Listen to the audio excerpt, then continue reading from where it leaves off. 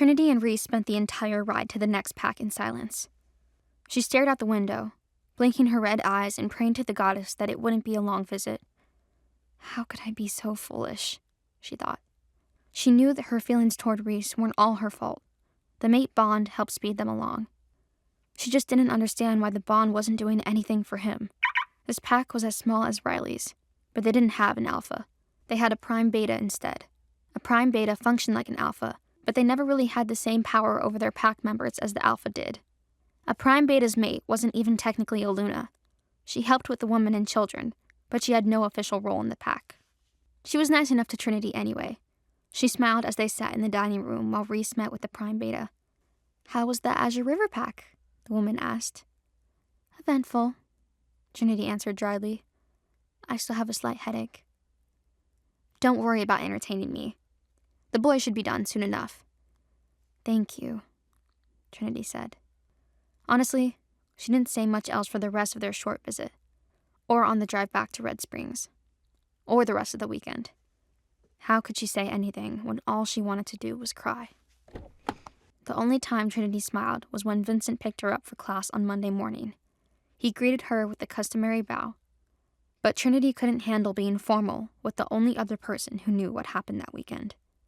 Vincent, thank goddess you're here. He smiled so wide that she could see every tooth in his mouth. Thank goddess you're still here. We were so worried. I felt awful. Pretty sure I felt worse, she thought. It's not your fault, she said instead. A guard's duty, she cut him off, doesn't outweigh a husband's or a father's. Your family needed you. I'm glad you were there for them. He didn't seem convinced. He started the car, and Trinity relished the thought of being far away from Reese for the next few hours. They hadn't spoken directly since he broke her heart. Again. It was almost worse than the last time. She could be angry back then. Now, she was just sullen. Vincent picked up on it as they got close to school. You seem troubled, Vincent said. Wouldn't you? She sighed. You'd think being kidnapped would be the worst part. What was the worst part? He asked. She shook her head. She didn't want to make Vincent feel any worse. What if he blamed himself for her relationship falling apart? You'd have to be in a relationship for it to fall apart, she reminded herself. Thankfully, they pulled up to her school before Trinity had to answer Vincent's question. Juniper bounced on her feet in the parking lot. She rushed to the door the moment they parked. I can't believe you went to see other packs. Tell me everything. I wish I could. There's not much to tell, Trinity lied. You've seen one pack, she meant to say, then you've seen them all. But the Azure River pack was so much nicer than her home pack had ever been. The woman loved her. The pack welcomed her. And if it hadn't been for that awful kidnapping, then it would have been one of the best nights of her life. Juniper narrowed her eyes at Trinity. Spill it. Trinity ignored her and led the way toward their lecture hall. Vincent trailed them with her books. Trinity hugged her arms around herself for something to hold. Juniper sped up to stop Trinity before they got to the boys. I'm serious, Trin. You seem off. What happened? Trinity tried to smile convincingly. Just a really weird night, but it's over now. You can either tell me alone or tell me in front of Paul and Cedar, but they're going to see right through this act you're doing too. Juniper looked past Trinity to Vincent. You feel it, don't you? Vincent didn't answer, but Trinity saw him nod out of the corner of her eye. How is it possible that her friends could care about her this much, but her own mate couldn't? If they love me, why can't he? New tears sprang to her eyes, and Trinity couldn't stop them. She turned on her heels to run for the bathroom down the hall. Trinity! Juniper and Vincent chased after her. Trinity ducked into a stall to hide from Juniper. Vincent wouldn't come inside of the girls' bathroom. Juniper, on the other hand, squatted down to look at Trinity through the gap between the stall door and the floor. You can't lie to me now. You're crying. It's not even noon, Juniper said. Why does time matter? Trinity asked between sobs. Because it's not new stuff then. It's stuff you've been stewing about all weekend. If you won't tell me, at least open the door. It's gross down here. Trinity unlocked the door so Juniper could step into the stall too. It was a mistake. Now Juniper was even closer and Trinity was trapped with her well-meaning and way too perceptive best friend. Does this have to do with a certain tall and sexy mate of yours? Juniper knew that Trinity and Reese weren't madly in love, but she didn't know how bad things were between them. Trinity didn't really want to admit it either. Drop it. Did he do something this weekend? Juniper asked. Trinity shook her head, but another sob slipped out when she did. Juniper's face tightened in anger. Did he hurt you? Not physically. Junie, please, I can't talk about this. Says who? If your mate is making you cry, then you need to talk about it. He doesn't get to treat you like crap just because he's the alpha. Trinity shushed her. Don't say alpha here. There were humans around. Juniper rolled her eyes. I don't care about them. I care about you. You're my best friend, and I love you. Juniper was one of a handful of people who loved Trinity. One of the only ones who would ever say it and mean it. No man will ever love me, Trinity thought. Not when she was mated to a man that hated her. Trinity sobbed even harder. Juniper pulled Trinity into her arms. It's okay. I got you. Tell me what happened. Trinity sniffed.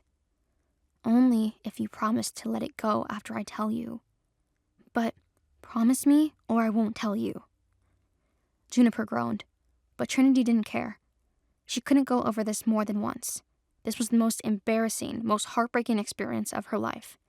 Juniper finally gave in. Fine, I promise. So Trinity told her everything. She started with Vincent backing out of the trip and went all the way to when Reese asked how anyone could love someone like Trinity. It was honestly kind of amazing to watch Juniper light up about their dance and kiss. It meant Trinity wasn't alone in having hope before Reese ripped it away and tore her to pieces. By the end of the story, Juniper's claws were out, her teeth bared as she roared. He said what? The stall door shook with the force of her voice. I don't care who he is. I'm gonna kick his... No!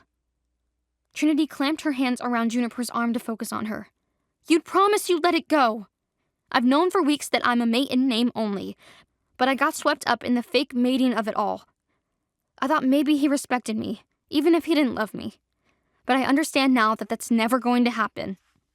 Why not? Juniper whined. Why won't he just give in? I don't know, but he didn't tell you until after you were marked. He tricked you into this. Are you sure it's even a mate bond? Juniper questioned. Trinity bristled at that. Of course I'm sure. I've felt it. He feels it too. He just doesn't care. He would rather have nothing than a wolfless girl like me. Juniper growled again. Trinity quickly tried to justify it.